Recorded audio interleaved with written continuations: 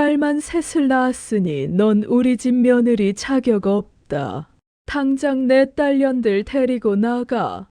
32년 전 갓 낳은 막내딸의 핏기가 가시기도 전에 저는 한겨울 길바닥으로 내쫓겼습니다. 믿었던 남편마저 고개를 돌리며 말하더군요. 미안해. 나도 아들이 있어야겠어. 넌 이제 남이야. 세 딸과 함께 완성한 피눈물 나는 역전의 드라마. 딸 낳았다고 무시당하던 제가 어떻게 복수했는지 그 통쾌한 이야기를 지금 시작합니다. 또 딸이야? 또? 시어머니의 날카로운 목소리가 병실을 찢었습니다. 이지혜 씨는 갓 낳은 아기를 품에 안은 채 눈물을 삼켰습니다. 죄송합니다, 어머님. 죄송하긴. 셋째까지 낳았는데 또 딸이라니. 우리 집안대를 어쩌려고 그래. 1993년 서울 강동의 한 산부인과. 지혜 씨는 이제 막 셋째 딸을 출산했습니다. 28의 나이에 결혼 5년 만에 세 딸의 엄마가 되었습니다. 여보. 남편 박준식 씨를 바라봤지만 남편은 고개를 돌렸습니다. 실망한 얼굴이었습니다. 엄마 진정하세요. 지혜도 힘들었을 텐데. 남편이 약하게 변호했지만 그뿐이었습니다. 힘들긴 뭐가 힘들어. 요즘 애들은 출산도 호텔에서 하듯이 하더만. 시어머니가 코웃음을 쳤습니다. 첫째 낳았을 때도 딸, 둘째도 딸, 이제 셋째까지 딸이라니 지혜야. 시어머니가 지혜 씨에게 다가왔습니다. 너 우리 집안 망하게 하려고 작정했니? 아닙니다, 어머님. 그럼 뭐야? 넷째는 꼭 아들 낳을 자신 있어? 어머님, 요즘 세상에 아들, 딸이 어디 있습니까? 다 똑같이 소중한데. 뭐? 시어머니의 눈이 부라렸습니다. 지금 나한테 대들어? 아들, 딸이 똑같다고? 우리 집안이 얼마나 대대로 장손으로 이어져 왔는데. 어머님, 요즘은. 닥쳐. 시어머니가 소리쳤습니다. 병실이 조용해졌습니다. 옆 침대에 있던 산모가 불편한 눈빛으로 쳐다봤습니다. 넌 이제 두 가지 선택을 해. 넷째 낳아서 아들을 낳든지 아니면. 시어머니가 차갑게 말했습니다. 우리 집에서 나가든지. 어머님. 남편이 깜짝 놀라 말렸습니다. 엄마, 그게 무슨 말씀이세요? 왜? 내가 틀린 말했어? 시집와서 5년 동안 딸만 셋 낳았는데 이게 정상이야? 하지만 준식아, 넌 아들이 없어도 괜찮아? 우리 집안 재산은 누가 지내고 대는 누가 있는데? 남편은 입을 다물었습니다. 지혜 씨는 그 모습을 보며 가슴이 무너져 내렸습니다. 남편도 같은 마음이구나. 태어나던 날, 시댁 식구들이 모두 모였습니다. 시아버지, 시어머니, 시누이 둘.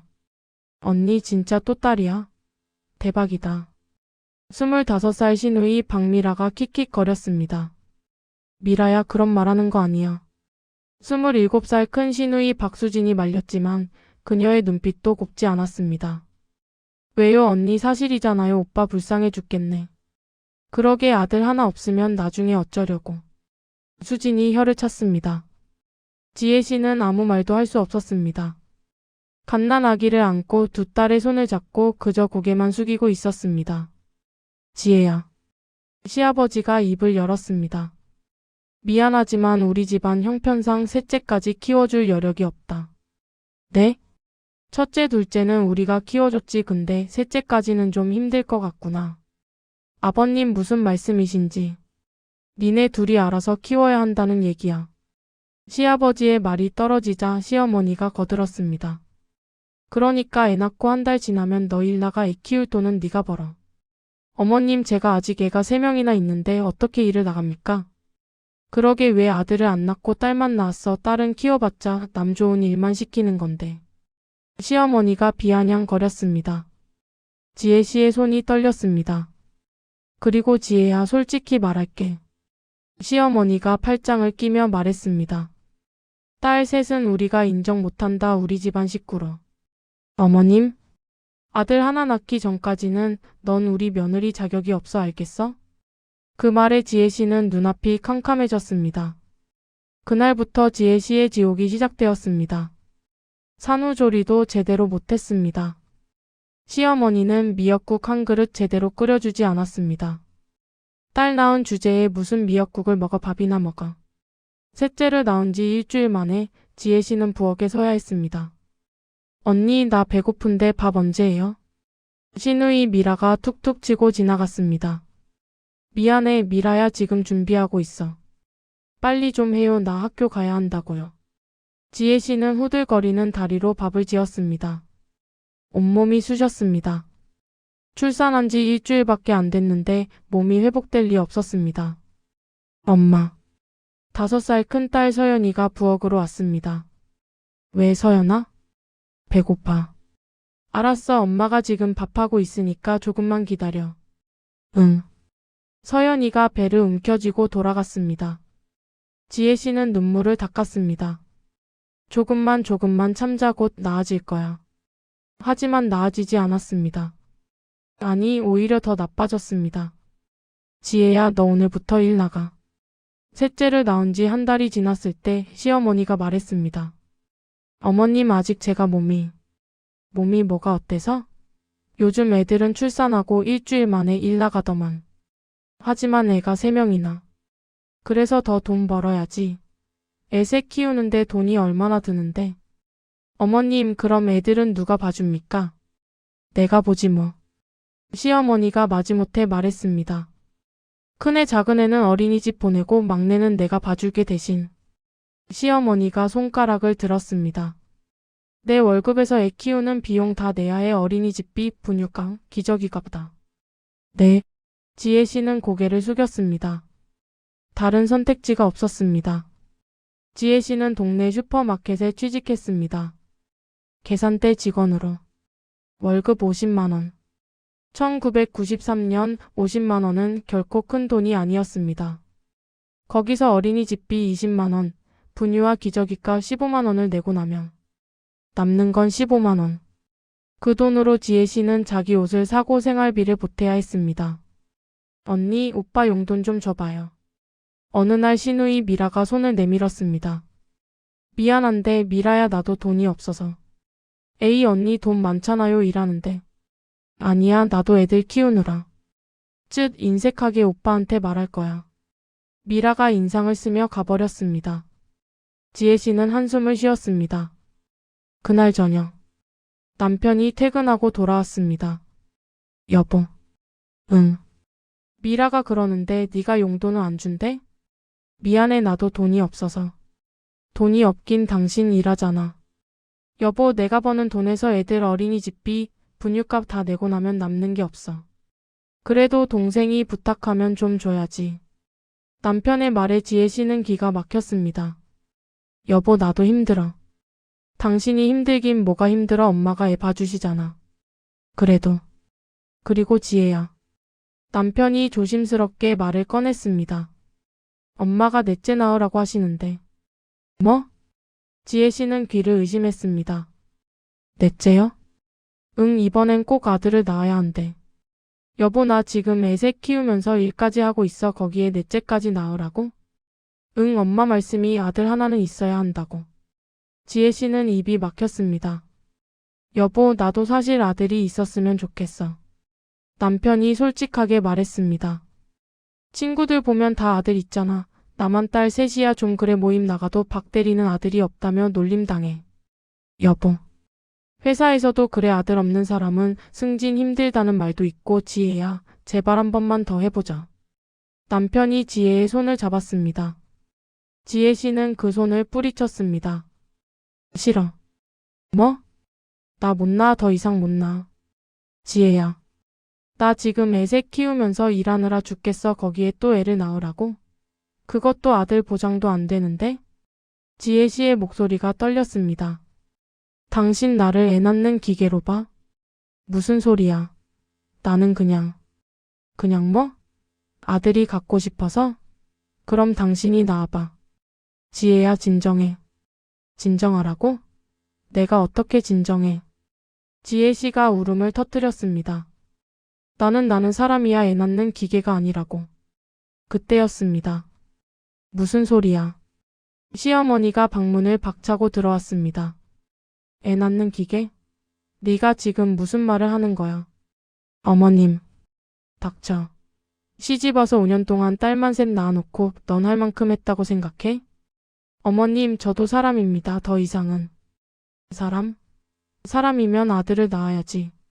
딸만 셋 낳아놓고 무슨 할 말이 있어. 시어머니의 목소리가 점점 커졌습니다. 너 때문에 우리 집안대가 끊긴다. 그게 얼마나 큰 죄인지 알아? 어머님, 요즘 세상에 아들, 딸이 어디 있습니까? 딸도 아들만큼. 또 그 소리야? 딸이 아들만큼? 시어머니가 비웃었습니다. 딸은 시집가면 남의 집 사람이야. 제사도 못 지내고 대도 못 잇고 딸 셋 키우는 건 그냥 물퍼나르기야. 이해하겠어? 옆집 김씨네 봐, 아들 둘 낳았더니 얼마나 든든해 보이는데. 너희 집은? 딸만 셋이면 나중에 늙어서 누가 봐줘? 시어머니가 지혜 씨를 노려봤습니다. 마지막으로 한 번만 더 기회를 줄게. 넷째 낳아. 이번에 아들 낳으면 다 용서해 줄게. 못 낳겠습니다. 뭐? 저는 더 이상 애를 못 낳겠습니다. 지혜 씨가 고개를 들었습니다. 그래? 시어머니가 차갑게 웃었습니다. 그럼 나가. 네? 이 집에서 나가라고 당장. 어머님. 남편이 놀라서 말렸습니다.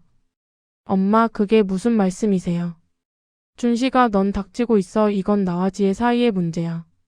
시어머니가 지혜를 째려봤습니다. 나가, 당장 짐 싸서 오늘 밤 안으로 나가. 어머님, 제발. 제발은 무슨. 아들도 못 낳는 며느리가 무슨 얼굴로 이 집에 있어. 어머님. 닥쳐. 오늘 밤 안으로 안 나가면 내가 내 짐 다 길바닥에 내다 버릴 거야. 시어머니는 그 말을 남기고 방을 나갔습니다. 쾅. 문이 거칠게 닫혔습니다. 지혜 씨는 주저앉았습니다. 여보. 남편을 바라봤습니다. 나 좀 도와줘, 제발. 하지만 남편은 고개를 돌렸습니다. 지혜야, 미안해. 나도 어쩔 수 없어. 여보. 엄마 말씀을 내가 어떻게 거역해. 그리고 사실 나도 아들이 있었으면 좋겠어. 지혜야, 우리 한 번만 더 해보자. 아들 낳으면 모든 게 해결돼. 응? 남편의 말에 지혜 씨는 모든 것을 깨달았습니다. 아, 이 사람도 나를 사랑하지 않았구나. 나는 그저 아들 낳는 도구였구나. 그날 밤 지혜 씨는 짐을 쌌습니다. 옷까지 몇 벌. 아이들 옷. 그게 전부였습니다. 엄마, 우리 어디가? 5살 큰딸 서연이가 물었습니다. 새로운 집으로 가는 거야. 할머니 집 아니고? 응, 이제 엄마랑 너희들만 살 거야. 아빠는? 아빠는 할머니랑 살아. 왜? 서연이가 눈을 동그랗게 떴습니다. 지혜 씨는 대답할 수 없었습니다. 어떻게 5살 아이에게 설명할 수 있겠습니까? 너희가 딸이라서 할머니가 우리를 쫓아냈다고. 서연아, 엄마가 나중에 다 설명해 줄게. 지금은 그냥 엄마 믿고 따라와. 응. 서연이가 고개를 끄덕였습니다. 지혜 씨는 세 딸을 데리고 집을 나왔습니다. 한밤중 차가운 바람이 불었습니다. 갈 곳은 친정밖에 없었습니다. 친정. 경기도 평택의 작은 단독주택. 아빠. 지혜 씨는 아버지에게 매달렸습니다. 며칠만 재워주세요, 제발. 들어와. 아버지는 한숨을 쉬며 문을 열어줬습니다. 시댁에서 또 뭐라 했니? 아들을 못 낳는다고 쫓겨났어요. 그 사람들이. 아버지가 주먹을 불끈 쥐었습니다. 아빠, 나 이혼하고 싶어요. 뭐? 더 이상은 못 살겠어요, 저 사람들이랑은. 지혜야. 어머니가 다가왔습니다. 이혼은 신중하게 생각해야지. 애가 셋이나 있는데. 그래서요? 애가 셋이나 있으니까 더 참고 살아야 해요. 지혜 씨의 목소리가 떨렸습니다. 엄마, 저 시댁에서 사람 취급도 못 받았어요. 딸 낳았다고, 아들 못 낳았다고. 저는 애 낳는 기계였어요. 엄마, 나는 더 이상 못 참겠어요. 우리 딸들한테도 좋지 않아요. 할머니가 애들 보는 눈빛이 정말 차가워요. 어머니는 눈물을 흘렸습니다. 엄마도 알아. 네가 얼마나 힘들었을지. 그래. 이혼해. 엄마 아빠가 도와줄게. 엄마. 모녀가 껴안고 울었습니다. 그날 밤 지혜 씨는 세 딸을 재우고 혼자 마당에 앉았습니다. 밤하늘을 올려다봤습니다. 별이 총총했습니다. 나는 뭘 잘못한 걸까? 아들을 못 낳았다는 게 그렇게 큰 죄일까? 눈물이 주르륵 흘러내렸습니다. 다음 날 아침, 남편에게서 전화가 왔습니다. 여보 어디야? 친정. 그래 좀 쉬다 와. 근데 언제 돌아올 거야? 안 돌아가. 뭐? 나 이혼할 거야. 전화 너머로 침묵이 흘렀습니다. 지혜야, 농담이지? 아니야, 진심이야. 나 당신이랑 이혼할 거야. 지혜야, 정신 차려. 애가 셋이나 있는데 무슨 이혼이야. 그래서 더 이혼해야겠어. 우리 딸들한테 저런 시댁을 물려줄 수 없어. 우리 딸들이 딸이라서 무시당하는 걸 보고 자라게 할 수 없어. 지혜야. 준식 씨. 지혜 씨가 남편을 이름으로 불렀습니다. 당신은 나를 사랑한 적 있어? 뭐? 아니면 그냥 아들 낳아줄 여자가 필요했던 거야? 지혜야, 무슨 소리야. 대답해줘, 솔직하게. 침묵. 긴 침묵 끝에 남편이 말했습니다. 나도 잘 모르겠어. 처음에는 사랑했던 것 같은데 지금은 그냥 아들이 있었으면 좋겠다는 생각만 들어. 그 한마디가 지혜 씨의 마음을 완전히 부숴버렸습니다. 그래, 알았어. 이혼 서류 보낼게. 지혜야. 잠깐. 지혜 씨는 전화를 끊었습니다. 그리고 울었습니다.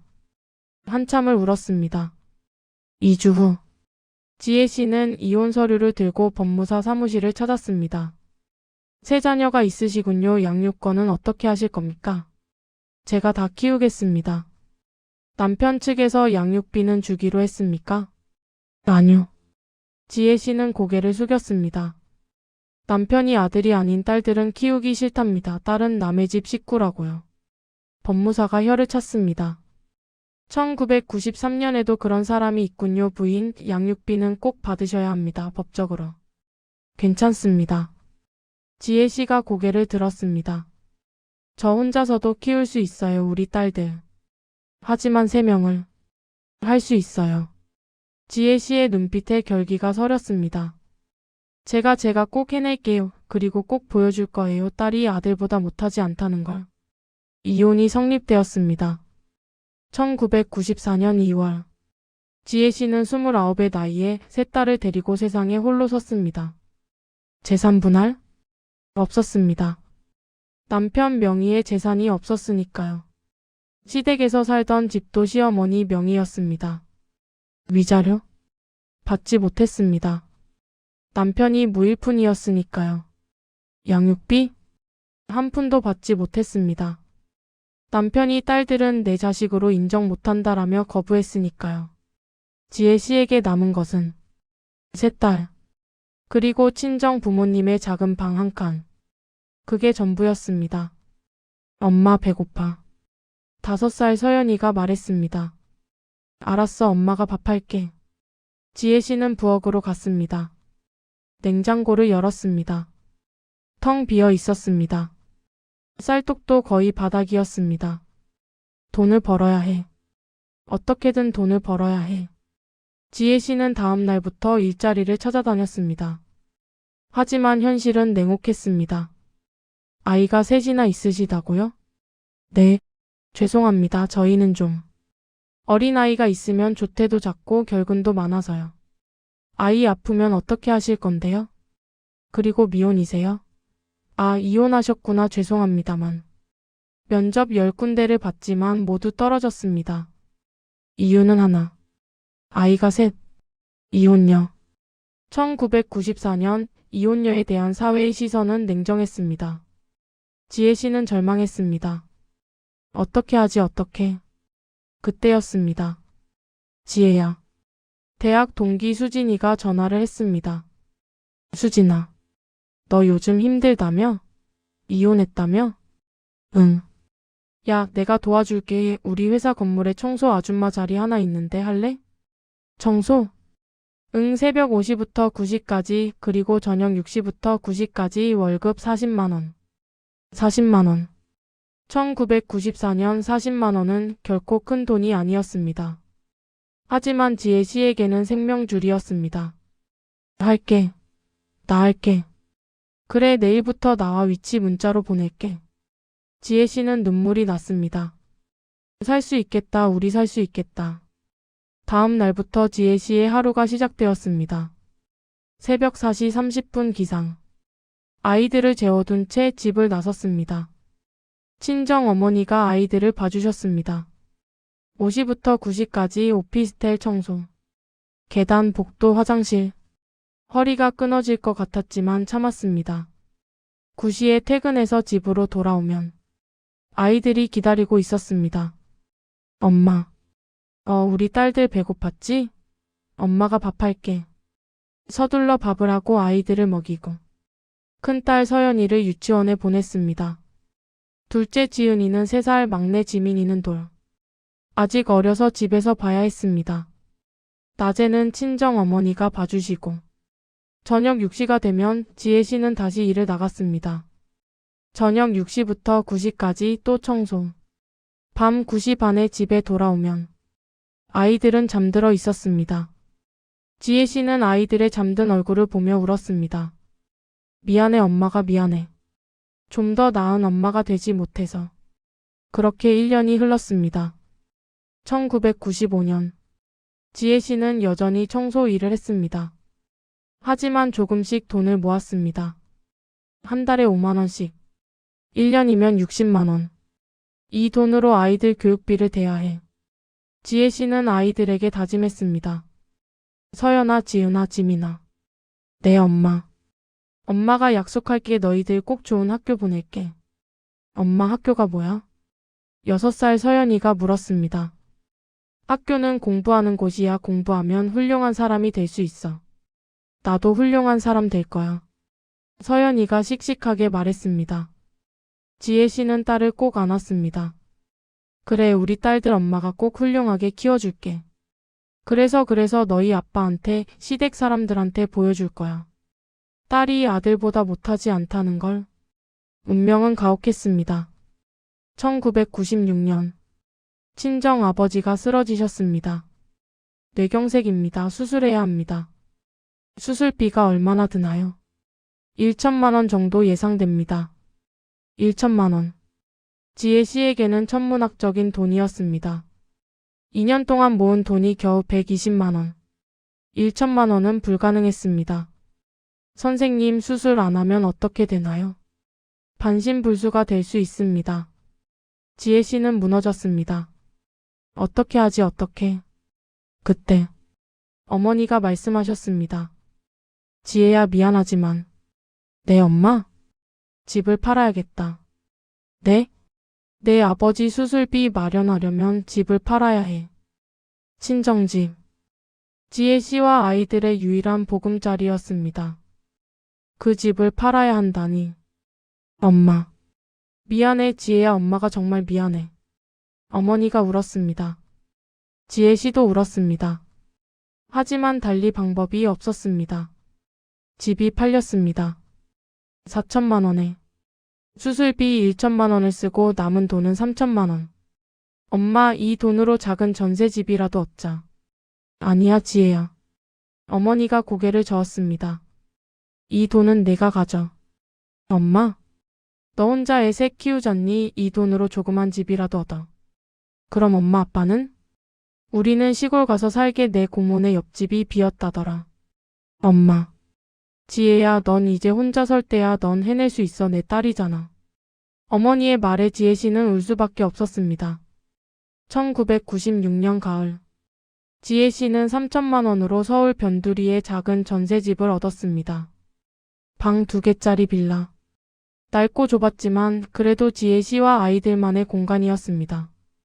와, 우리 집이다. 7살 서연이가 좋아했습니다. 엄마, 나 여기 내 방이야? 응, 너희 셋이 같이 쓰는 거야. 좋아. 아이들은 좋아했습니다. 하지만 지혜 씨는 불안했습니다. 2년 뒤면 전세 계약이 끝나. 그때까지 돈을 더 모아야 해. 아니면 집을 사야 해. 하지만 청소 일만으로는 한계가 있었습니다. 더 많이 벌어야 해. 지혜 씨는 낮에 할 수 있는 일을 찾았습니다. 그리고 찾았습니다. 식당 주방 보조.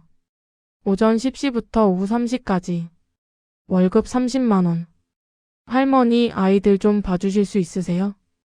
옆집 할머니에게 부탁했습니다. 그래, 내가 봐줄게. 한 달에 10만 원만 주면 돼. 10만 원. 비쌌지만 달리 방법이 없었습니다. 감사합니다, 할머니. 지혜 씨의 하루는 이렇게 되었습니다. 새벽 5시 9시 오피스텔 청소 40만 원. 오전 10시 오후 3시 식당 주방 보조 30만 원. 저녁 6시 9시 오피스텔 청소 위에 40만 원에 포함. 한 달 수입 70만 원. 여기서 아이 돌봄비 10만 원, 생활비 40만 원을 쓰고 나면 남는 돈 20만 원. 1년이면 240만 원. 10년이면 2,400만 원. 그럼 작은 집 하나 살 수 있겠다. 지혜 씨는 악착같이 돈을 모았습니다. 그렇게 시간이 흘렀습니다. 2000년. 큰딸 서연이가 초등학교에 입학했습니다. 엄마, 나 학교 가. 그래, 조심히 다녀와. 서연이는 씩씩한 아이로 자랐습니다. 엄마, 나 공부 열심히 해서 1등 할 거야. 그래, 우리 딸 화이팅. 서연이는 정말 1등을 했습니다. 반에서 학년에서 줄곧 1등. 어머, 서연이 엄마. 서연이 정말 똑똑하네요. 담임 선생님이 칭찬했습니다. 혹시 학원 어디 보내세요? 학원은 안 보내요. 네? 학원도 안 다니는데 어떻게 1등을 해요? 집에서 제가 가르쳐요. 지혜 씨는 밤마다 아이들을 가르쳤습니다. 청소 일 끝나고 돌아와서 피곤한 몸을 이끌고. 서연아, 이 문제 어떻게 푸는지 알아? 응. 엄마, 나 알아. 서연이는 똑똑했습니다. 한 번 가르치면 바로 이해했습니다. 우리 딸 정말 똑똑하구나. 지혜 씨는 뿌듯했습니다. 2003년. 둘째 지은이도 초등학교에 입학했습니다. 지은이도 똑똑했습니다. 서연이만큼은 아니었지만 반에서 3등 안에 들었습니다. 엄마, 나도 언니처럼 1등 할 거야. 그래, 지은아, 넌 할 수 있어. 막내 지민이도 8살이 되었습니다. 씩씩하고 밝은 아이였습니다. 엄마, 나 학교 가기 싫어. 엄마랑 같이 있을래? 지민아, 학교 가야 친구들이랑 놀 수 있잖아. 친구 필요 없어. 엄마가 제일 좋아. 막내 지민이가 지혜 씨를 꼭 안았습니다. 지혜 씨는 눈물이 났습니다. 우리 딸들 정말 착하게 자라줬구나. 그해 여름. 지혜 씨에게 전화가 왔습니다. 여보세요? 지혜야, 나야. 전 남편 준식이었습니다. 10년 만에 전화였습니다. 무슨 일이에요? 아, 그게 애들 좀 보고 싶어서. 나 애들 만나도 돼? 지혜 씨는 순간 화가 치밀었습니다. 10년 동안 단 한 번도 찾지 않더니 이제 와서? 안 됩니다. 지혜야, 나도 애들 아빠야. 아빠 자격 없어요. 당신은 딸들은 필요 없다고 했잖아요. 딸은 남의 집 식구라고 했잖아요. 그건 그때 내가 철이 없어서. 이제 와서 후회해봤자 소용없어요. 애들은 안 만나게 할 겁니다. 지혜야. 지혜 씨는 전화를 끊었습니다. 그리고 남편 번호를 차단했습니다. 다시는 우리 딸들한테 상처 주지 않을 거야. 2007년. 큰딸 서연이가 중학교에 입학했습니다. 그리고 전교 1등을 했습니다. 엄마, 나 1등 했어. 정말? 우리 딸 대단하다. 서연이는 공부를 정말 잘했습니다. 선생님들이 영재라고 칭찬했습니다. 서연이 어머님, 서연이를 특목고에 보내시는 게 어떨까요? 담임 선생님이 제안했습니다. 특목고요? 네, 서연이 실력이면 충분히 갈 수 있어요. 과학고나 외고 같은. 그런 학교는 돈이 많이 들지 않나요? 그건 그렇긴 하지만 서연이 실력이 아까워서요. 지혜 씨는 고민했습니다. 돈이 문제구나. 그날 밤. 지혜 씨는 서연이와 진지하게 이야기를 나눴습니다. 서연아, 너 특목고 가고 싶어? 응. 가고 싶어. 근데 엄마. 왜? 우리 형편에 내가 그런 학교 가도 돼? 14살 서연이는 이미 집안 형편을 알고 있었습니다. 엄마가 새벽부터 밤까지 일하는 것을, 학원 한 번 안 다니고 공부하는 것을, 명절에도 쉬지 않고 일하는 것을 다 알고 있었습니다. 서연아. 지혜 씨가 딸의 손을 잡았습니다. 엄마는 네가 원하는 거 다 해주고 싶어. 돈은 엄마가 어떻게든 마련할게. 엄마, 넌 그냥 공부만 열심히 해, 알았지? 그리고 있잖아. 지혜 씨가 딸을 꼭 안았습니다. 엄마가 너희한테 못해준 게 많아. 미안해. 엄마, 미안하긴 엄마가 제일 대단해. 응? 엄마는 우리 셋을 혼자 키우잖아. 그것만으로도 엄마는 세상에서 제일 대단한 사람이야. 서연이가 엄마를 꼭 안았습니다. 지혜 씨는 눈물이 쏟아졌습니다. 그날부터 지혜 씨는 일을 하나 더 늘렸습니다. 주말 편의점 알바. 토요일, 일요일 오후 2시 집시. 월급 60만 원. 이제 한 달 수입이 130만 원이 되었습니다. 하지만 몸은 한계였습니다. 엄마 괜찮아? 얼굴이 안 좋아 보여. 괜찮아, 서연아, 엄마 튼튼해. 거짓말이었습니다. 온몸이 쑤셨습니다. 40대 초반인데 벌써 무릎이 망가지고 허리가 아팠습니다. 하지만 참았습니다. 조금만 더 버티자. 그리고 2009년 서연이가 과학고에 합격했습니다. 엄마, 나 붙었어. 그것도 전액 장학금. 정말. 지혜 씨는 딸을 안고 울었습니다. 잘했어, 서연아. 정말 잘했어. 엄마 고마워, 엄마 덕분이야. 아니야, 네가 잘한 거야. 모녀가 껴안고 울었습니다. 2012년 서연이가 서울대 의예과에 합격했습니다. 전액 장학생으로. 엄마, 나 서울대 붙었어. 지혜 씨는 그 자리에 주저앉았습니다. 정말? 정말이야? 응. 그것도 장학금 받아서. 서연아. 지혜 씨는 딸을 안고 한참을 울었습니다. 우리 딸이 서울대를. 그때 지혜 씨는 생각했습니다. 시댁 사람들에게 보여주고 싶다. 딸도 이렇게 훌륭하게 잘할 수 있다고. 하지만 참았습니다. 아니야, 아직 때가 아니야. 셋 다 성공한 후에 그때 보여줄 거야.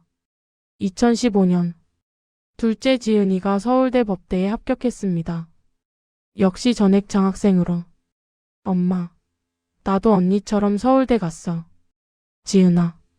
지혜 씨는 또 울었습니다. 내 딸들이 이렇게 대단하게 자라주다니. 2018년 막내 지민이가 카이스트에 합격했습니다. 엄마, 나 카이스트 붙었어. 전액 장학금. 지민아. 세 딸 모두 명문대에 전액 장학금으로 입학했습니다. 지혜 씨는 감격스러웠습니다. 우리 딸들 정말 자랑스럽다. 그리고 세월은 더 흘러 2025년 큰딸 서연이는 서울대병원 아니 한국대병원 흉부외과 교수가 되었습니다. 37세의 나이에 국내 최연소 교수. 둘째 지은이는 대형 로펌의 파트너 변호사. 34세의 파트너가 되어 화제를 모았습니다. 막내 지민이는 대기업 상무. 30세 최연소 임원이었습니다. 세 딸 모두 각자의 분야에서 최고가 되었습니다. 그리고 지혜 씨는 60세가 되었습니다. 여전히 청소 일을 하고 있었습니다. 엄마, 그만 일하셔도 돼요. 우리가 다 벌잖아요. 딸들이 말렸지만 지혜 씨는 고개를 저었습니다. 괜찮아, 엄마는 일하는 게 좋아. 사실은 딸들에게 부담 주기 싫었습니다. 하지만 딸들은 지혜 씨 몰래 강남에 아파트를 샀습니다. 엄마, 이제 여기서 사세요. 얘들아, 이게 뭐야? 엄마 집이에요. 우리 셋이 모아서 샀어요. 지혜 씨는 또 울었습니다. 내 딸들 이렇게 훌륭하게 자라주다니. 그런데 2025년 어느 날 지혜 씨에게 한 통의 전화가 왔습니다. 여보세요? 지혜야, 나야, 준식이야. 32년 만에 들은 남편의 목소리였습니다. 뭔데요? 지혜 씨의 차가운 목소리에 전화기 너머의 남자는 한참을 말을 잇지 못했습니다. 지혜야, 나 정말 미안해. 미안하다고요? 지혜 씨는 비웃음을 흘렸습니다. 32년 동안 단 한 번도 연락 안 하시더니 이제 와서 미안하다고요? 준식 씨, 당신 우리 딸들 이름도 기억이나 해요? 서연, 지은, 지민. 남편의 목소리가 떨렸습니다. 다 기억해. 나 단 한 번도 잊은 적 없어. 그래서요? 기억은 하는데 32년 동안 양육비 한 푼 안 주고 생일도 모르는 척하고 그게 아빠예요. 지혜야, 이제 무슨 일로 전화하셨어요?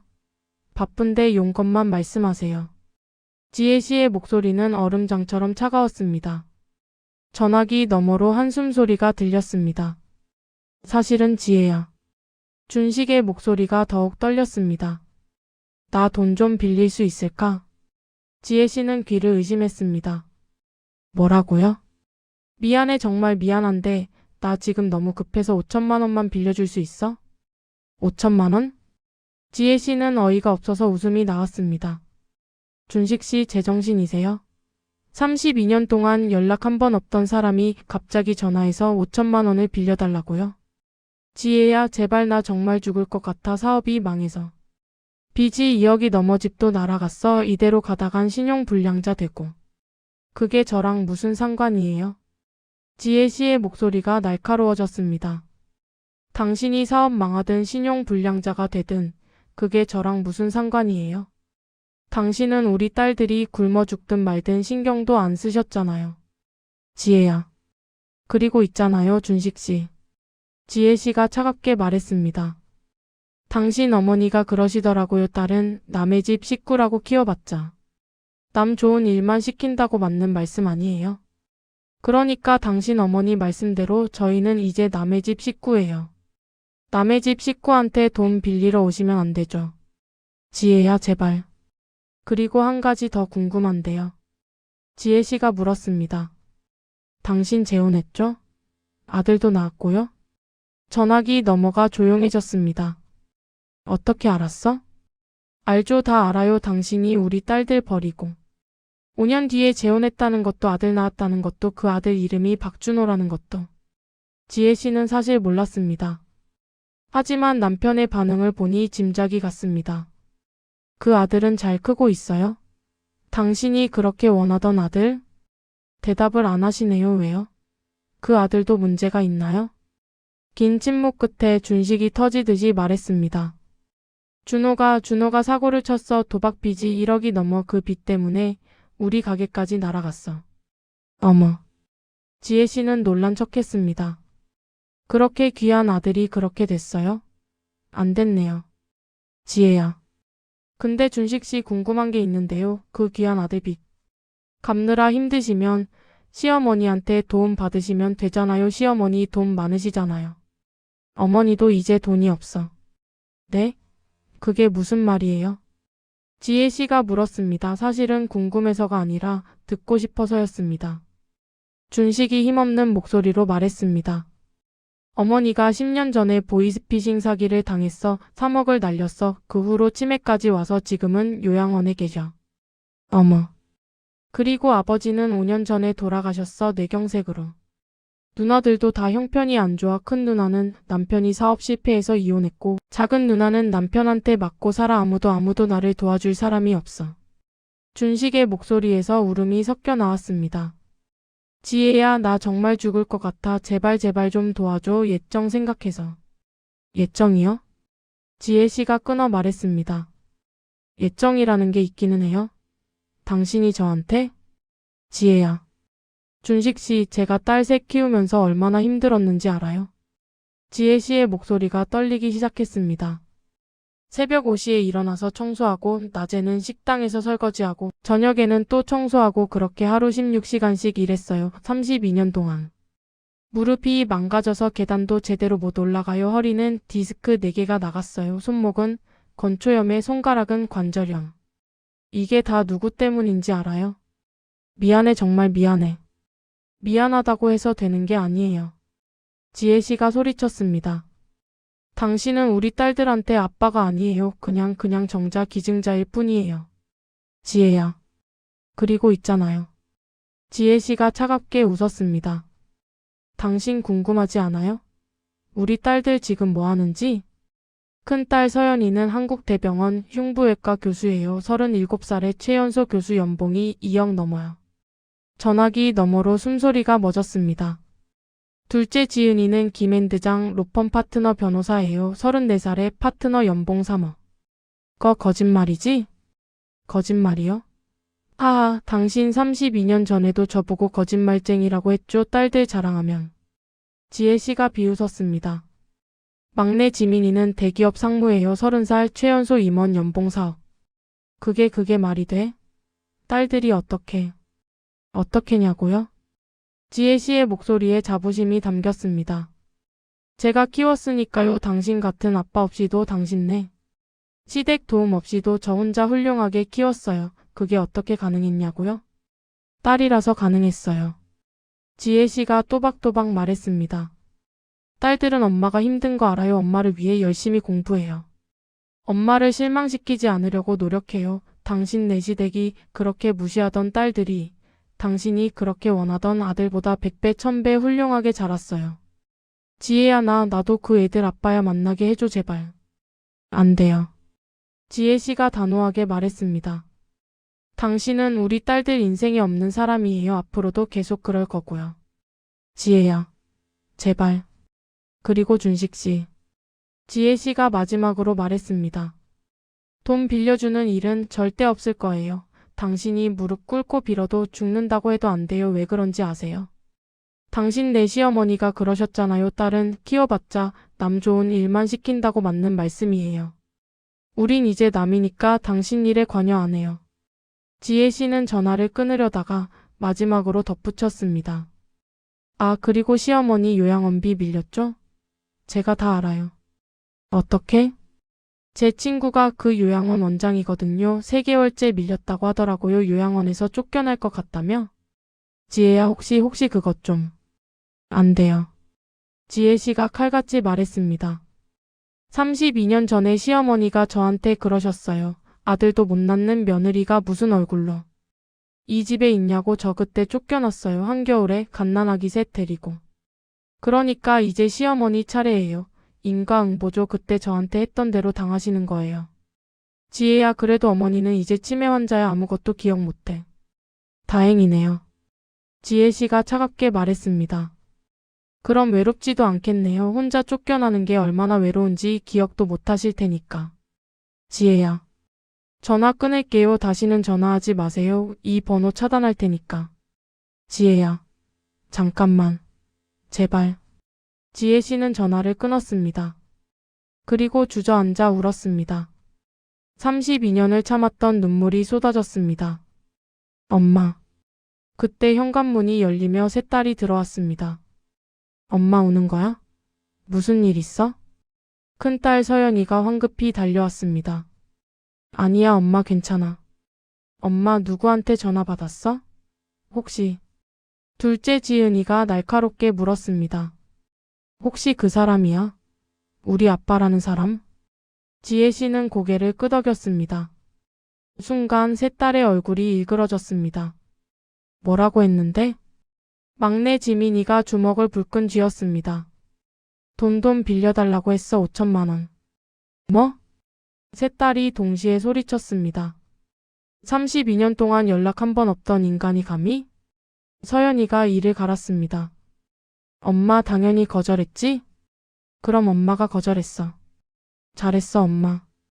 지은이가 엄마를 꼭 안았습니다. 엄마, 우리 절대 그 인간한테 돈 한 푼 주면 안 돼. 그 인간은 우리 아빠 아니야. 나도 알아. 그리고 엄마. 지민이가 말했습니다. 그 사람 시어머니 요양원비 얘기했어? 어떻게 알았어? 나 그 요양원 후원하는 재단 이사야. 당연히 알지. 3개월째 밀렸더라. 지민이가 차갑게 웃었습니다. 내가 재단에 말해서 퇴소 조치 진행 중이야. 지민아. 왜? 엄마 혹시 불쌍해? 지혜 씨는 대답하지 못했습니다. 엄마, 그 할머니가 엄마한테 뭐 했는지 기억해? 아들 못 낳는 며느리라고 했잖아. 한겨울에 엄마 쫓아냈잖아. 그래도 뭐? 서연이가 끼어들었습니다. 엄마는 너무 착해. 그렇게 착하니까 32년 동안 고생만 하신 거야. 서연아. 이제는 우리가 엄마를 지킬 거야. 엄마를 괴롭혔던 사람들한테 똑같이 갚아줄 거야. 새 딸의 눈빛이 차갑게 빛났습니다. 그로부터 일주일 후. 지혜 씨 집 초인종이 울렸습니다. 누구세요? 인터폰 화면을 보니 낯익은 얼굴들이었습니다. 전신우이 박수진과 박미라였습니다. 32년 만에 보는 얼굴들. 하지만 그들은 많이 늙어 있었습니다. 지혜야, 나야 수진이. 문 좀 열어줘. 지혜 씨는 한참을 망설이다가 문을 열어줬습니다. 현관문이 열리자 두 여자가 후다닥 들어왔습니다.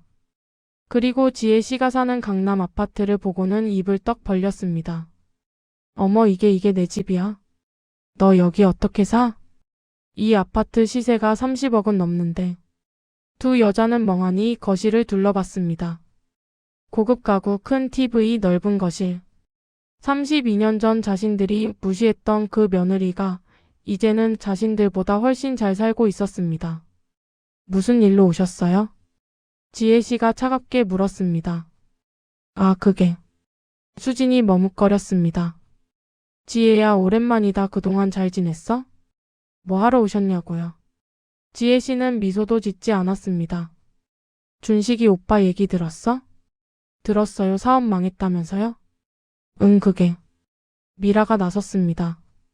언니, 사실 우리가 온 건 오빠 좀 도와줄 수 없을까 해서. 저보고요? 응, 언니 딸들 잘 됐다며? 한국대 교수, 로펌 변호사, 대기업 임원. 미라가 부러운 듯 말했습니다. 그 정도면 돈 좀 있잖아. 오빠 빚 좀 갚아줘. 2억만 있으면 돼. 지혜 씨는 어이가 없어서 웃음이 나왔습니다. 제가 왜 그걸 갚아줘야 하는데요? 언니도 한때 우리 가족이었잖아. 32년 전에 제가 쫓겨났는데요. 시어머니가 직접 쫓아내셨는데. 그리고 그때 당신들 뭐라고 했죠? 지혜 씨가 수진을 쏘아봤습니다. 딸은 키워봤자 남 좋은 일만 시킨다고 했죠. 오빠 불쌍하다고 했고요. 그건 그때는 내가 어려서. 어렸어요? 27살이 어렸어요? 지혜 씨가 비웃었습니다. 그리고 미라 씨. 왜? 당신은 저보고 언니 인색하다고 했죠? 용돈 안 준다고. 그때 제 월급이 50만 원이었는데 거기서 애새 키우고 생활비 되는데 용돈을 어떻게 줘요? 미안해 언니, 나도 그때는 철이 없어서. 철이 없었다고요? 지혜 씨가 냉소를 흘렸습니다. 그럼 이제는 철이 들었어요? 그래서 돈 뜯으러 온 거예요? 뜯는 게 아니라 뜯는 거죠. 지혜 씨가 단호하게 말했습니다. 32년 동안 연락 한 번 없다가 돈이 필요하니까 찾아온 거, 그게 뜯는 거 아니에요? 언니 제발. 수진이 울먹이기 시작했습니다. 나도 지금 너무 힘들어. 남편이 사업 실패해서 이혼했어. 애들 학원비도 못 대고 있어. 그게 저랑 무슨 상관이에요? 언니도 이혼했잖아. 그 힘든 거 알잖아. 알죠. 지혜 씨가 고개를 끄덕였습니다. 그래서 더 안 도와줘요. 저는 그 힘든 걸 혼자 견뎠어요. 당신들 도움 없이. 아니, 당신들이 더 힘들게 했죠. 그러니까 당신들도 혼자 견디세요. 저처럼. 언니. 미라가 소리쳤습니다. 우리 엄마는 어떡하고.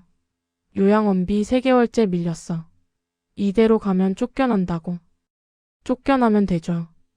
지혜 씨가 차갑게 말했습니다.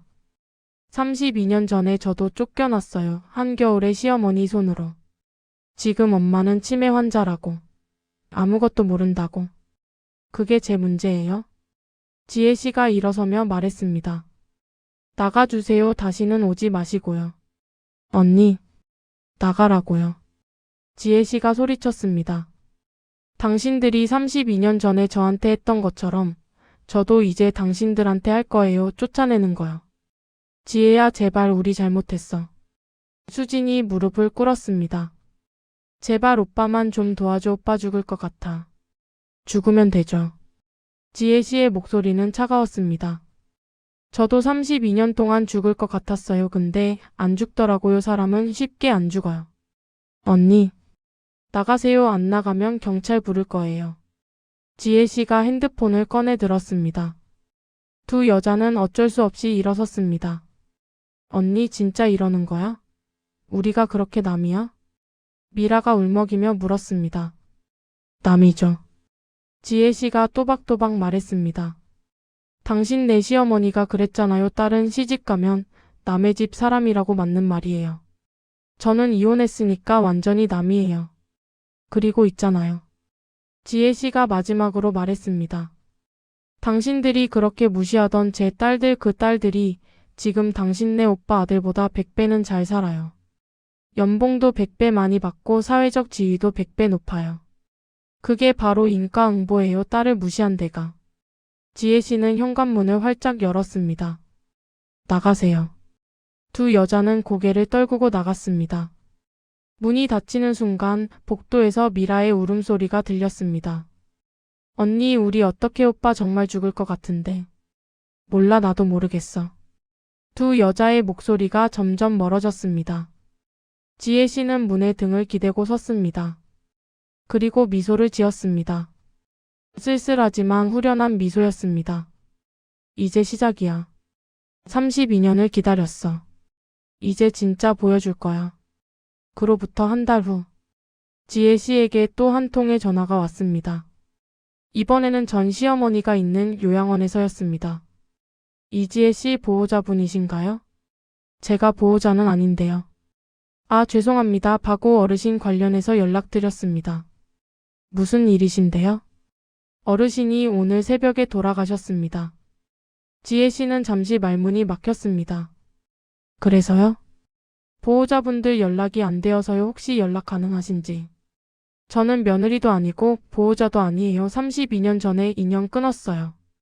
아, 그러시군요. 알겠습니다. 전화가 끊겼습니다. 지혜 씨는 핸드폰을 내려놓고 창밖을 바라봤습니다. 돌아가셨구나.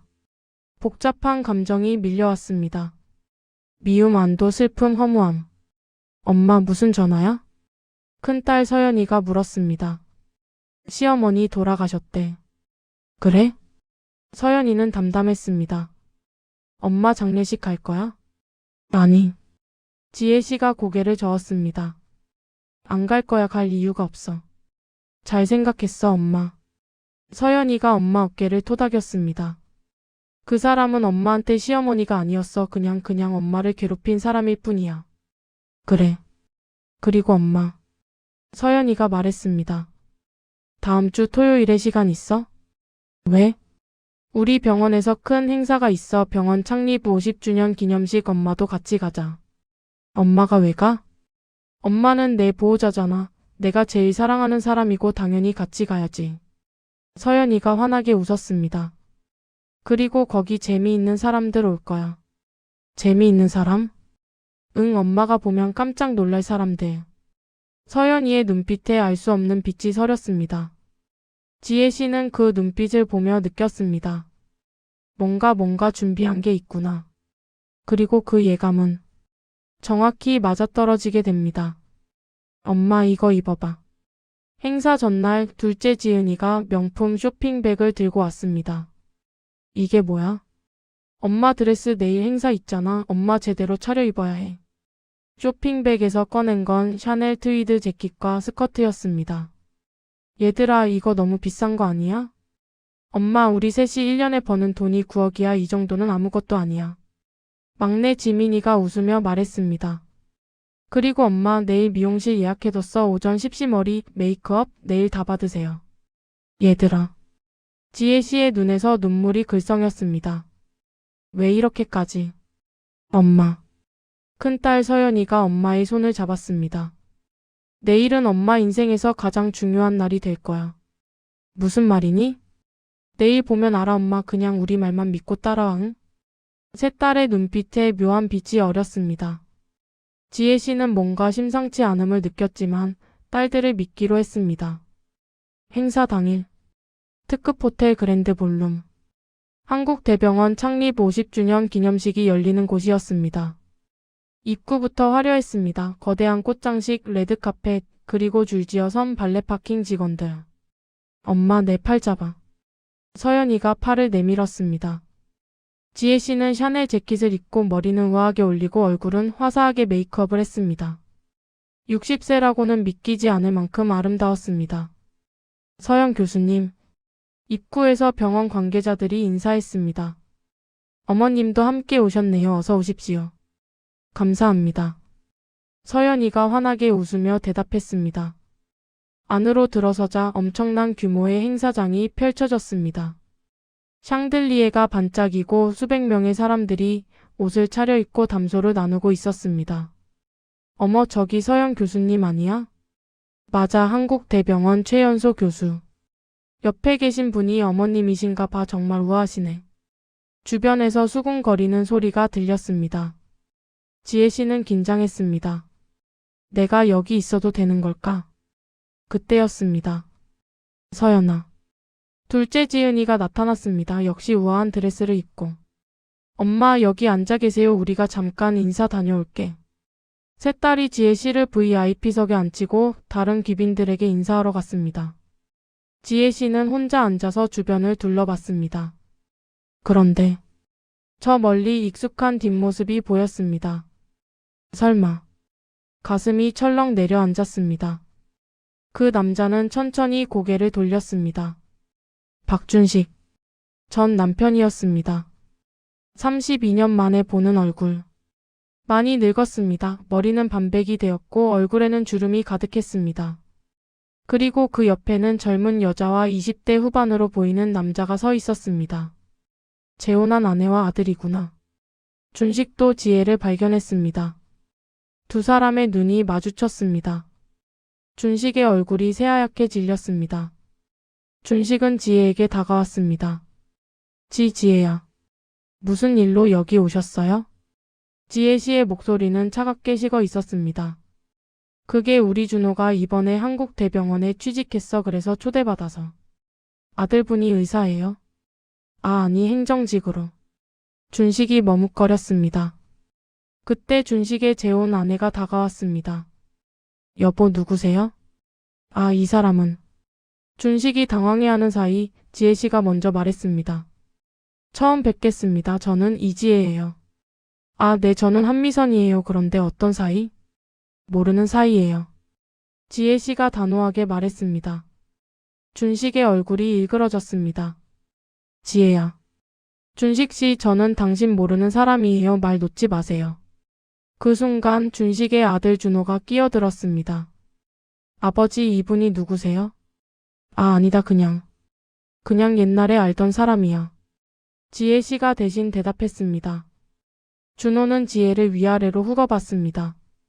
옛날 사람치고는 옷을 잘 입으시네요. 샤넬이잖아요. 무례한 말투였습니다. 당신한테 무례하게 굴 필요는 없는 것 같은데요. 지혜 씨가 차갑게 쏘아붙였습니다. 죄송, 그냥 궁금해서요. 준호가 어정쩡하게 웃었습니다. 그때였습니다. 어머.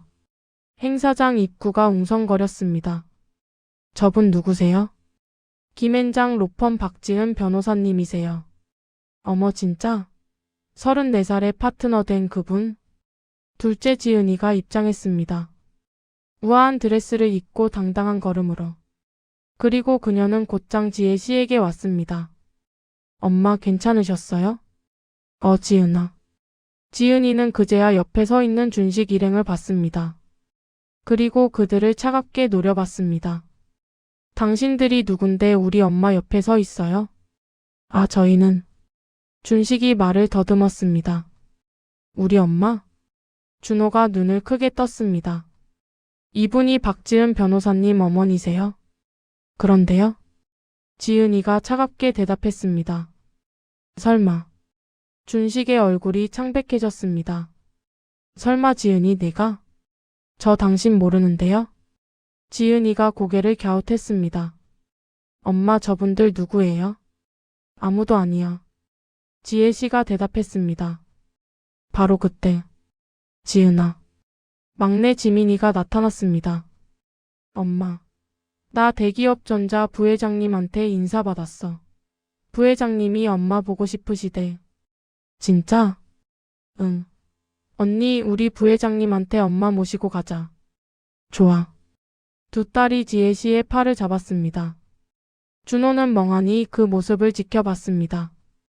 저기 혹시 대기업 전자 박지민 상무님이세요? 네, 그런데요?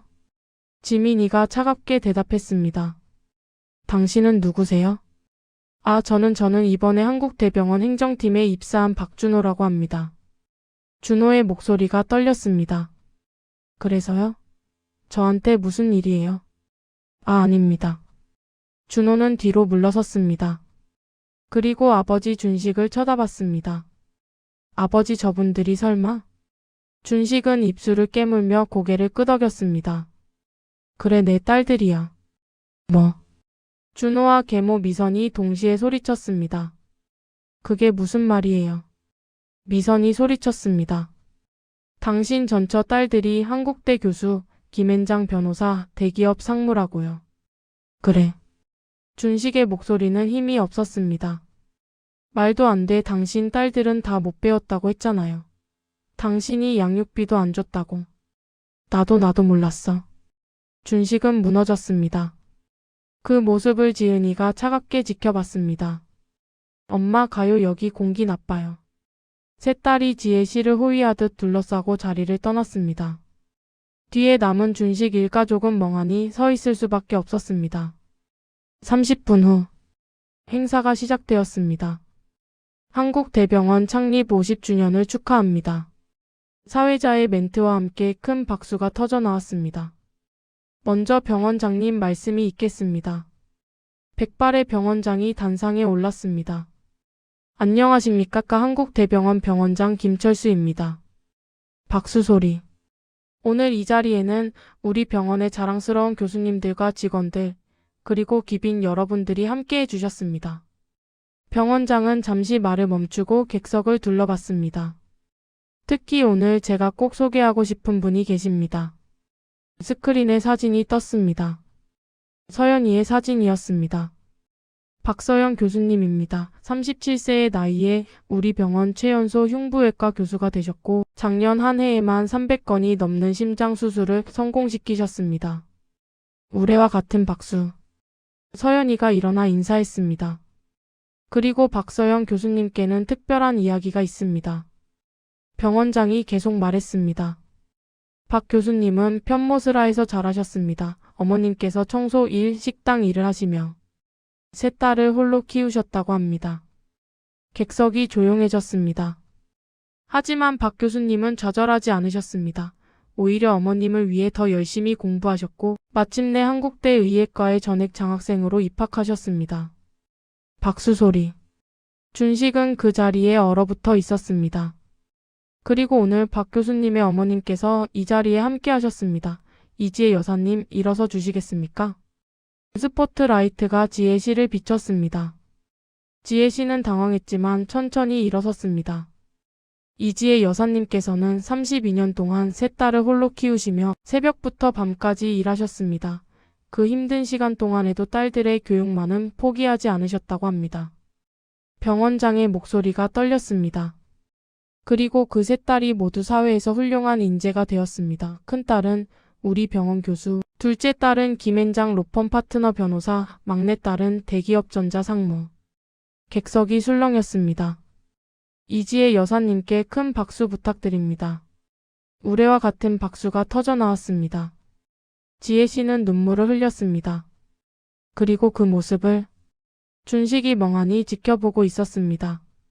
자신이 버린 여자, 자신이 무시했던 딸들, 그들이 이렇게 훌륭하게 자라났다는 것을 준식은 그제야 깨달았습니다. 자신이 무엇을 잃었는지. 행사가 끝난 후 준식은 지혜를 찾아갔습니다. 지혜야 잠깐만 이야기 좀. 할 말 없어요. 지혜 씨가 단호하게 말했습니다. 제발 딸들 좀 만나게 해줘. 안 돼요. 지혜야. 나도 애들 아빠야. 아니에요. 지혜 씨가 차갑게 말했습니다. 당신은 애들 아빠 아니에요. 그냥 정자 기증자예요. 지혜야. 32년 동안 당신은 우리 딸들한테 아빠가 아니었어요. 생일 한 번 안 챙기고 양육비 한 푼 안 주고 얼굴 한 번 안 보러 왔잖아요. 그건. 그러니까 이제 와서 아빠 행세하지 마세요. 역겨워요. 지혜 씨는 그 말을 남기고 돌아섰습니다. 지혜야. 준식이 지혜의 팔을 붙잡았습니다. 그 순간 우리 엄마 손 떼. 서연이가 달려와 준식의 손을 뿌리쳤습니다. 당신 누군데 우리 엄마 손 잡아요. 나는. 당신 우리한테 아빠 아니에요. 생판 남이에요. 지은이도 다가왔습니다. 법적으로도 남이에요. 당신 우리 호적에서 파버렸으니까. 뭐? 준식이 놀라서 물었습니다.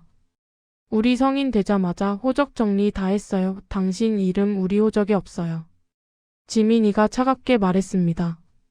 그러니까 이제 진짜 남이에요. 다시는 우리한테 말 걸지 마세요. 세 딸이 엄마를 호위하며 자리를 떠났습니다. 준식은 그 자리에 주저앉았습니다. 여보, 괜찮아요. 아내 미선이 달려왔습니다. 괜찮긴 뭐가 괜찮아. 준식이 중얼거렸습니다. 내가 뭘 한 거야 내가 도대체. 여보 일어나요. 사람들이 쳐다봐요. 나는 왜 그랬을까? 준식은 바닥에 주저앉은 채 한참을 울었습니다. 자신이 저지른 실수를, 자신이 버린 보물을 32년이 지나서야 깨달았습니다. 하지만 이미 너무 늦었습니다.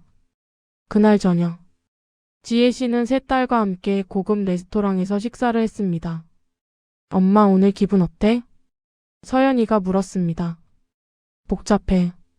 지혜 씨가 솔직하게 대답했습니다. 그 사람들 보니까 복잡하더라. 엄마 혹시 불쌍해? 지민이가 날카롭게 물었습니다. 아니야 불쌍하진 않아. 지혜 씨가 고개를 저었습니다.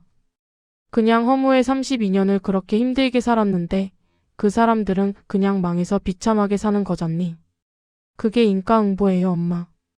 지은이가 말했습니다. 엄마를 괴롭힌 대가를 치르는 거예요. 그래도 엄마. 서연이가 엄마의 손을 잡았습니다. 엄마는 너무 착해 그래서 32년 동안 고생한 거야. 이제는 우리가 엄마를 지킬 거야. 엄마한테 상처 준 사람들한테 똑같이 갚아줄 거야. 세 딸의 눈빛이 결연했습니다. 얘들아 너희가 이렇게 자라줘서 엄마는 정말 행복해. 지혜 씨가 눈물을 흘렸습니다. 엄마가 32년 동안 힘들었던 게 전혀 아깝지 않아. 너희가 이렇게 훌륭하게 자라줘서. 엄마. 세 딸도 눈물을 흘렸습니다. 모녀가 껴안고 한참을 울었습니다. 그날 밤. 준식은 집으로 돌아와 소주를 마셨습니다. 여보 술 그만 마셨어요. 아내 미선이 말렸습니다. 당신 간 나빠요. 닥쳐. 준식이 소리쳤습니다. 다 당신 때문이야. 당신이 나한테 재혼하자고 했잖아. 뭐. 지금 나한테 화풀이에요. 지혜랑 계속 살았어야 했어. 그랬으면 나도 저렇게 성공한 딸들 아빠가 됐을 텐데. 미쳤어요. 지금 전처 얘기예요. 부부가 싸우는 동안 아들 준호는 자기 방에서 인터넷을 뒤지고 있었습니다. 박서영 교수, 박지은 변호사, 박지민 상무. 검색하면 할수록 입이 떡 벌어졌습니다. 이 사람들이 내 이복 누나들이라고? 준호는 거울을 봤습니다. 29살. 한국대병원 행정팀 말단 직원. 연봉 3,500만 원. 도박빚 1억. 나는 뭐지? 준호는 자괴감이 들었습니다. 아버지가 그렇게 원하던 아들. 하지만 그 아들은 쓸모없는 인간이었습니다. 반면에 아버지가 버린 딸들은 모두 성공했습니다. 아빠가 잘못 선택한 거네. 준호는 침대에 누워 천장을 바라봤습니다. 나는 태어나지 말았어야 했나. 다음 날 아침, 지혜 씨에게 또 전화가 왔습니다. 여보세요? 이지혜 씨, 저는 한국대병원 인사팀입니다. 네, 무슨 일이세요? 혹시 박준호 씨 아시나요? 지혜 씨의 가슴이 철렁했습니다. 왜요? 박준호 씨가 어제 제출한 서류의 보호자로 이지혜 씨 연락처를 적어놨더라고요. 그런데요? 박준호 씨가 오늘 출근 안 하셨어요. 연락도 안 되고요. 혹시 아시나요? 저는 모릅니다. 저는 그 사람 보호자 아니에요. 아, 그러시군요. 알겠습니다.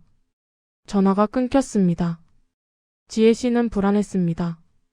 설마 무슨 일이? 그리고 그 불안은 몇 시간 후 현실이 되었습니다. 뉴스 속보. 한강에서 20대 남성 익사체 발견 신원 확인 중. 준호였습니다. 유서에는 이렇게 적혀 있었습니다. 미안합니다. 저는 아들로서 쓸모가 없었습니다. 아버지가 원하던 아들이 되지 못했습니다. 차라리 딸로 태어났다면 이복 누나들처럼 훌륭하게 자랄 수 있었을까요? 그날 저녁, 준식에게서 전화가 왔습니다. 지혜야, 준호가. 울음 섞인 목소리. 알아요. 지혜 씨가 조용히 대답했습니다. 뉴스 봤어요. 지혜야, 나나 어떡하면 좋아. 모르겠어요.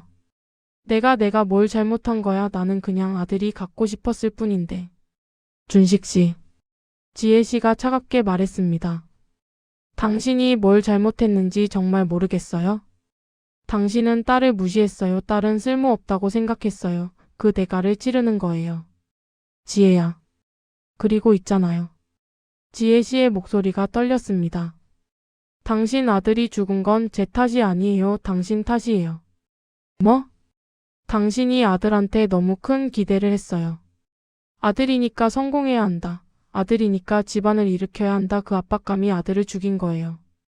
반면에 우리 딸들은 자유로웠어요. 딸이니까 실패해도 된다는 압박이 없었어요. 그래서 더 잘 자랐어요. 지혜 씨가 쓸쓸하게 웃었습니다. 아이러니하죠? 당신이 딸을 무시한 게 결국 딸들을 성공하게 만든 거예요. 지혜야. 다시는 전화하지 마세요. 이제 정말 끝이에요. 지혜 씨는 전화를 끊었습니다. 그리고 전화번호를 완전히 차단했습니다. 3개월 후, 준식은 파산 신청을 했습니다. 집도 차도 모든 걸 잃었습니다. 아내 미선은 이혼 소송을 제기했습니다. 준식은 홀로 고시원에서 살게 되었습니다. 어머니는 요양원에서 쫓겨나 무료 요양원으로 옮겼습니다. 누나들도 연락을 끊었습니다. 준식에게 남은 건 아무것도 없었습니다. 어느 날, 준식은 우연히 거리에서 지혜를 봤습니다. 세 딸과 함께 백화점에서 나오는 모습을. 지혜는 고급스러운 옷을 입고 밝게 웃고 있었습니다. 딸들은 엄마 손에 쇼핑백을 가득 들려주고 있었습니다. 엄마, 이거 마음에 들어? 너무 비싼 거 아니야? 엄마, 우리한테 이 정도는 아무것도 아니야. 웃음소리. 행복한 모습. 준식은 그 모습을 멀리서 지켜봤습니다. 다가갈 수 없었습니다. 다가갈 자격이 없었습니다. 내가 저 행복을 버렸구나. 준식은 그 자리에서 무릎을 꿇었습니다. 그리고 한참을 울었습니다. 하지만 지혜는 그를 보지 못했습니다. 아니, 보지 않았습니다. 그는 이미 지혜의 인생에서 지워진 사람이었으니까요. 2025년 엄마, 할머니, 6살 꼬마가 지혜 씨에게 달려왔습니다. 어머, 우리 서준이 유치원 재밌었어? 응. 오늘 그림 그렸어. 할머니 주려고. 서연이의 아들 지혜 씨의 처손주였습니다. 와, 우리 서준이 그림 잘 그렸네. 할머니, 나 화가 될 거야. 그래, 우리 서준이는 뭐든지 될 수 있어. 지혜 씨는 손주를 꼭 안았습니다. 60세. 지금 지혜 씨는 강남 아파트에서 편안하게 살고 있었습니다. 세 딸이 매달 생활비를 보내줬고 손주들을 봐주는 것이 유일한 일이었습니다. 더 이상 새벽 5시에 일어날 필요도, 무릎 아픈 걸 참으며 청소할 필요도 없었습니다. 엄마, 저녁 뭐 드시고 싶으세요? 큰딸 서연이가 퇴근해서 들어왔습니다. 37세 한국대병원 흉부외과 교수. 엄마가 해줄게. 서연이는 피곤할 텐데. 엄마, 괜찮아요. 제가 할게요. 아니야, 엄마가 할게. 엄마는 할 게 없잖니. 엄마. 서연이가 눈시울을 붉혔습니다. 엄마, 32년 동안 고생하셨잖아요. 이제는 편히 쉬셔야죠. 엄마는 너희들만 보면 행복해. 그게 쉬는 거야. 모녀가 마주보며 웃었습니다. 그때 초인종이 울렸습니다. 누구세요? 엄마, 나 지은이. 둘째 지은이였습니다.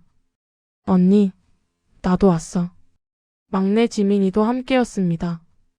어머, 너희들 오늘 무슨 날이야? 엄마, 오늘 우리 같이 외식하기로 했잖아요. 아, 맞다. 깜빡했네. 5 식구 지혜, 서연, 지은, 지민, 손주 서준는 고급 레스토랑으로 갔습니다.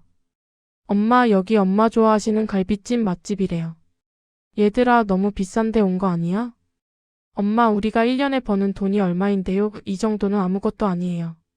세 딸은 웃었습니다. 서연이 37세 한국대병원 흉부외과 교수 연봉 2억. 지은이 34세 김앤장 로펌 파트너 변호사 연봉 3억. 지민이 30세 대기업 상무 연봉 4억. 세 딸의 연봉을 합치면 9억. 엄마 건배해요. 건배. 5 식구가 잔을 부딪혔습니다. 행복한 웃음소리가 레스토랑에 퍼졌습니다. 그날 밤 집으로 돌아온 지혜 씨는 베란다에 나가 밤하늘을 올려다봤습니다. 별이 총총했습니다. 참 많은 일이 있었네. 37년 전 23살에 결혼했습니다. 5년 동안 딸 셋을 낳았고 시댁에서 쫓겨났습니다. 32년 동안 혼자 딸들을 키웠습니다. 그리고 지금 딸들은 모두 성공했고 자신은 편안한 노년을 보내고 있었습니다. 나는 잘한 걸까? 문득 그런 생각이 들었습니다. 하지만 곧 고개를 저었습니다. 아니야, 나는 잘했어. 그때 핸드폰이 울렸습니다. 모르는 번호였습니다. 여보세요? 이지혜 씨 되십니까? 낯선 여자의 목소리였습니다. 네, 그런데요? 저는 서울시립병원 사회복지사 김민지라고 합니다. 네, 무슨 일이세요? 박준식 씨 아시죠? 지혜 씨의 손이 떨렸습니다. 네, 박준식 씨가 오늘 저희 병원에서 돌아가셨습니다. 지혜 씨는 말문이 막혔습니다. 간경화 말기였습니다. 보호자가 없으셔서 무연고로 처리하려다가 환자분이 남긴 메모에 이지혜 씨 연락처가 있어서 전화드렸습니다. 저는 보호자가 아닙니다. 그럼 가족분이 아니신가요? 32년 전에 이혼했습니다. 아, 그러시군요. 혹시 다른 가족분 연락처 아시나요? 박수진, 박미라, 준식 씨 누나들입니다. 근데 연락처는 모르겠네요. 알겠습니다. 저희가 찾아보겠습니다. 그럼. 잠깐만요. 지혜 씨가 불렀습니다. 유품이 있나요? 네, 몇 가지 있습니다. 낡은 지갑, 핸드폰 그리고 복지사가 잠시 말을 멈췄습니다. 사진 한 장이 있습니다. 사진이요? 네, 여자분이랑 아이들 셋이 찍은 사진인데 아주 오래된 사진 같습니다. 지혜 씨는 알 수 있었습니다. 그게 무슨 사진인지. 37년 전 결혼하고 처음으로 찍은 가족 사진. 그 사진 제가 가져가도 될까요? 네, 물론입니다. 언제 오실 수 있으세요? 내일 갈게요. 다음 날. 지혜 씨는 서울시립병원을 찾았습니다. 이지혜 씨시죠? 이쪽으로 오세요. 복지사가 안내했습니다. 작은 상자 하나. 그게 박준식의 전부였습니다. 유품은 이게 전부입니다. 지혜 씨는 상자를 열었습니다. 낡은 지갑, 고장난 핸드폰, 그리고 사진 한 장. 37년 전 그 사진이었습니다. 젊은 지혜가 아기를 안고 환하게 웃고 있었습니다. 옆에는 젊은 준식이 어색하게 미소 짓고 있었습니다. 사진 뒷면에는 준식의 필체로 이렇게 적혀 있었습니다. 지혜야, 미안해. 나는 정말 바보였어. 내 인생 최고의 보물을 버렸어. 서연아, 지은아, 지민아, 미안해. 아빠가 정말 미안해. 너희들 정말 자랑스러워. 지혜 씨의 눈에서 눈물이 흘러내렸습니다. 이지혜 씨 괜찮으세요? 네. 지혜 씨는 눈물을 닦았습니다. 장례식은 언제인가요? 내일 오전 10시입니다. 병원 장례식장에서 무연고자 합동 장례로 치러질 예정입니다. 알겠습니다.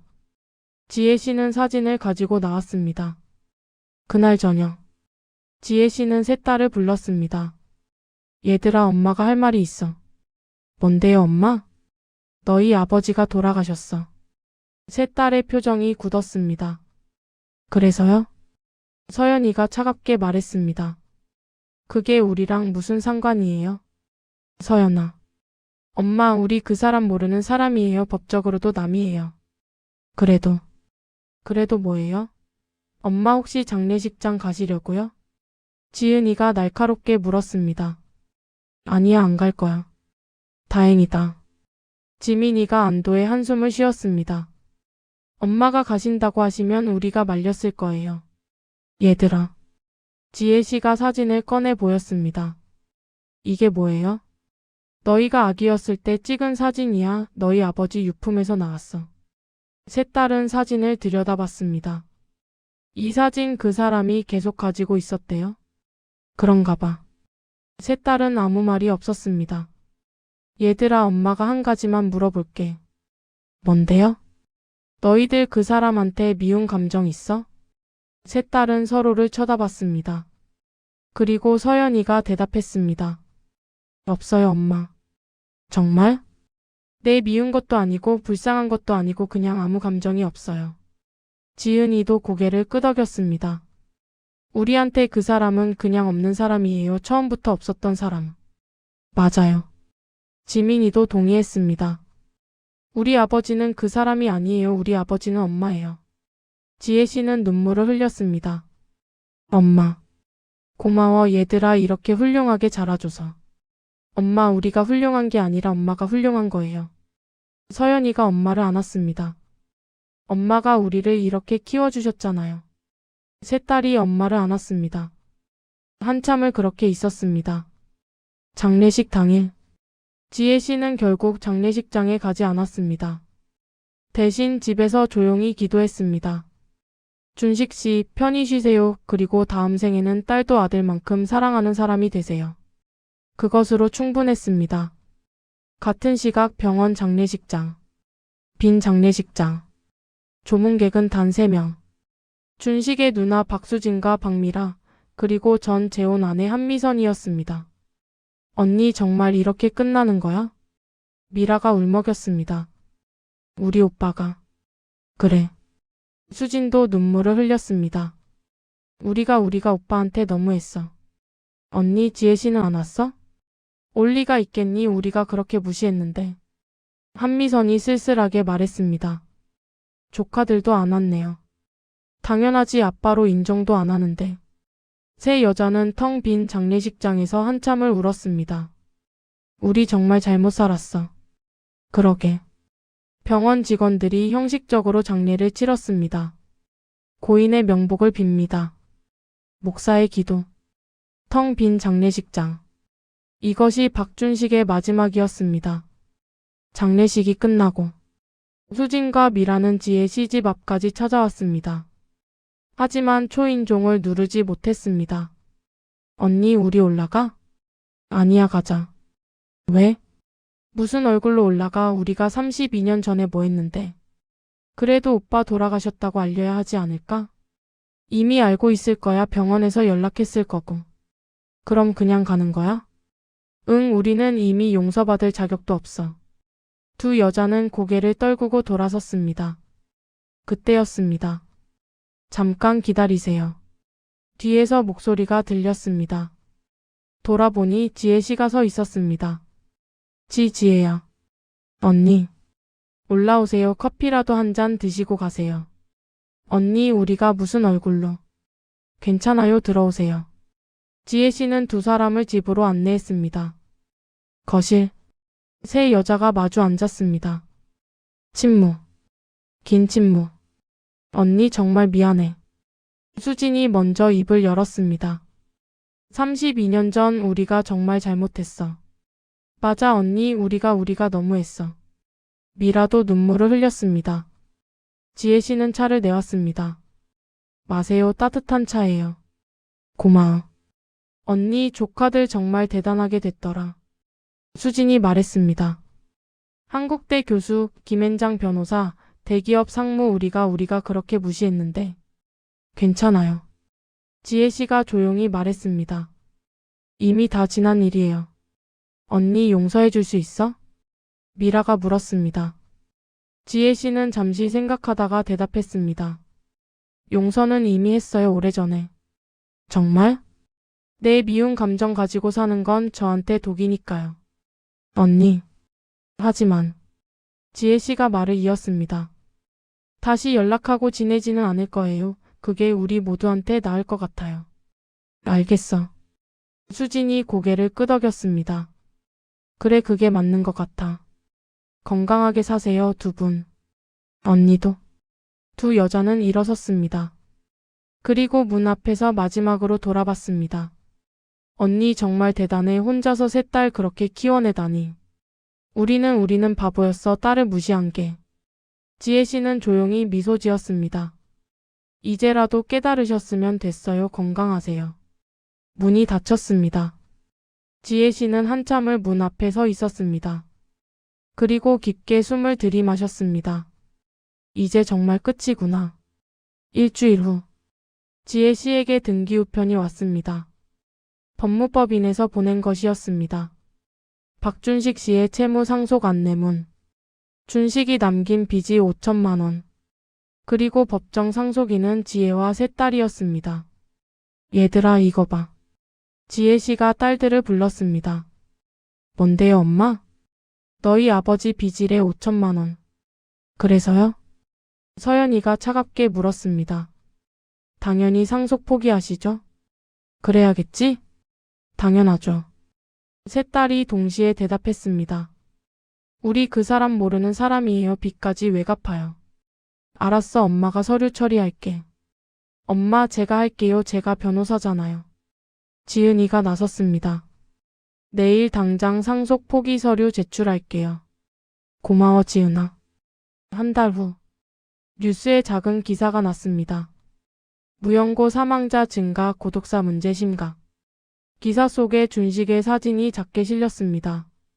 고독사로 사망한 박모육 씨 B 씨는 재혼과 이혼을 반복하며 가족과 연을 끊고 살다가 쓸쓸히 생을 마감했다. 박 씨에게는 전처와의 사이에 세 딸이 있었으나 32년간 연락을 끊고 지냈으며 장례식에도 참석하지 않은 것으로 알려졌다. 지은이가 그 기사를 보고 엄마에게 보여줬습니다. 엄마, 이거 봐요. 지혜 씨는 기사를 읽고 핸드폰을 내려놓았습니다. 엄마, 기분 안 좋으세요? 아니야, 괜찮아. 정말요? 응, 그 사람이 어떻게 살든 어떻게 죽든 이제 나랑은 상관없어. 지혜 씨는 창밖을 바라봤습니다. 나는 내 인생을 살 거야, 내 딸들과 함께. 제 이야기는 여기까지입니다. 저는 행복합니다. 여러분들도 행복하시기를 바랍니다. 2026년 새해에는 더 건강하세요.